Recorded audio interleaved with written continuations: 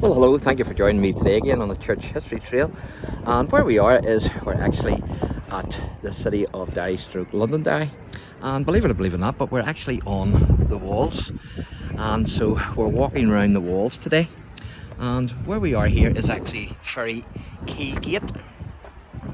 And this is where the apprentice boys shut the gates of Derry in the face of Lord Antrim's Red Shanks, which were Jacobites, and so the apprentice boys shut the gates to stop them from getting access into the city. And it says here, one of the original 4 gateways, Ferry Quay Gate, led down to a ferry which used to cross the Foyle.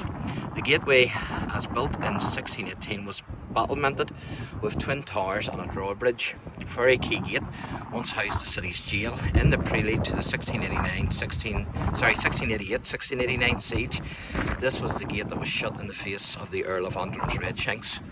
And Ferry Quay Gate was remodelled in 1865. Inside the gateway is decorated with the sculptured head of the Reverend James Gordon, a Presbyterian leader during the siege of Derry. On the outside is the sculptured head of Reverend George Walker, Bishop Designate of Derry and Joint Governor of the city during the siege of Derry.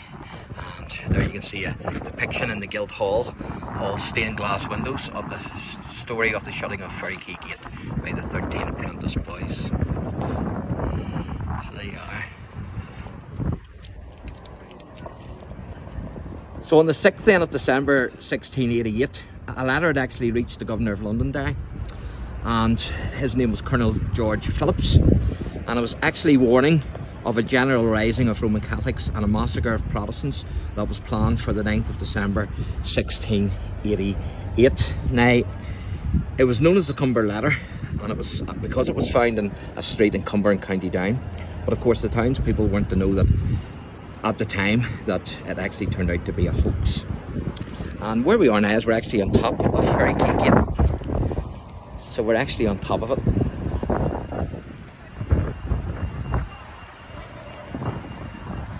There's the Foyleside Shopping Centre.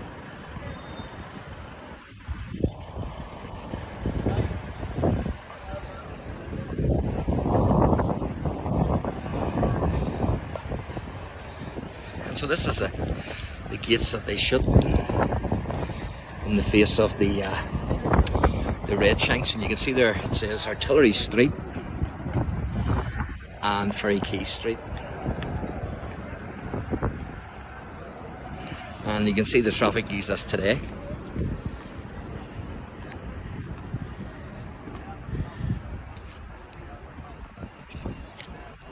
So quite impressive, and I'm going to take you down and let you see it. And so the people of the city then didn't know that this letter was a fake. And of course, with the events of the 1649 rebellion still fresh in the people's minds and the massacres that had happened, of course they were terrified. And then on the 7th of December, as the Earl of Antrim's Red Shanks regiment approached the Ferry Quay Gate to gain entrance into the city, the council was very much in confusion, with the Protestant authority not knowing whether to admit the Earl of Antrim's Red Shanks or not. And of course the Earl was Alexander MacDonald, and the Red Shank actually was a nickname for Scotch mercenaries from the Highland and also the Western Isles who were contracted to fight in Ireland. And so as the council was still deciding whether to admit the Red Shanks or not, a group of young apprentices took charge of the situation, and they seized the keys of the city and locked the gates in the face of the soldiers. And of course it was Ferry Quay Gate that they locked, and they locked the rest of the gates as well. And I'm going to take you down there now and let you see Ferry Quay Gate. And so there were 14 apprentice boys in all, and their names are recorded as Henry Kempsey, William Cruikshanks, Robert Sherrard, Daniel Sherrard, Alexander Irwin, James Stewart, Robert Morrison, Alexander Cunningham, Samuel Hunt, James Spike, John Cunningham, William Kearns and Samuel Horroy. Now, Lieutenant Colonel Robert Lundy, he began preparations for the city to withstand a siege, and he started recruiting troops, modernising defences and bringing in supplies. And although he would later be regarded as a traitor, it was Lundy's foresight, in these early days at least, that ensured the survival of the city as the siege progressed. And so Protestants from various towns all over the north of Ireland came to Londonderry to seek refuge, and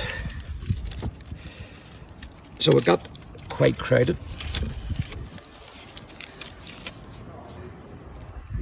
And so we're just heading down now to the gate, and to let you see this gate.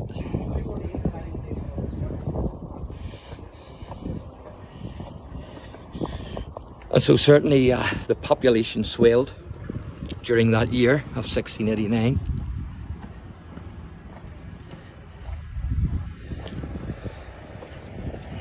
And of course, Tyrconnell, the Jacobite commander here in Ireland, didn't do himself any favours, because he started to replace Protestants with Roman Catholics, which sort of added fuel to the fire as well, and sort of give significance to the Cumber letter.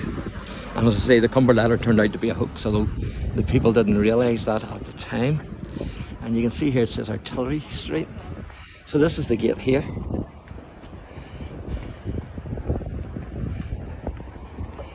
As you can see. And there's the head. I'm not sure if that's Walker or James. There you are.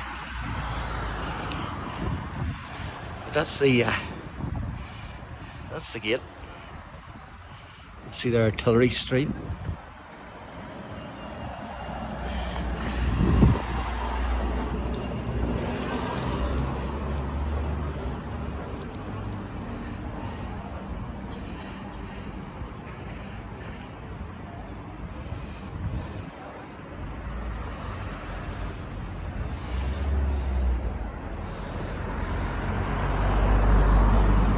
And so this was the gate that was shut in the face of Lord Antrim's Red Shanks. So thanks for watching, and God bless.